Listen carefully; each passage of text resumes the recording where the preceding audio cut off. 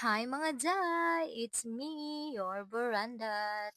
So for today's voice over video is very formal jud kaayo ta diri ano. So vloggeries na ba ang tanan? Charis. So nay activity among company which is the Bisita de Iglesia, which means magbisita mi og mga simbahan diri sa Davao City. So bali 7 churches among giadto kaning adlaw. And this is our yearly agenda to offer prayer every churches that we visit, as in yearly jud ni namo ginabuhat mga jay. And nahimo na ni siyang routine namo. So first we visit is the Pink Sisters. So diri is naka-attend mi og misa. And second is the Sacred Heart.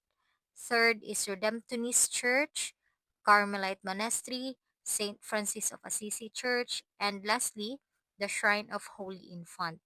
Every church na among givisis is nagasindi jud mi og kandila to offer prayer and thank you Lord, and I'm very happy kay lahi ra jud sa feeling mga zay. After ana is nangaon lang mi sa gawas for lunch and back to office.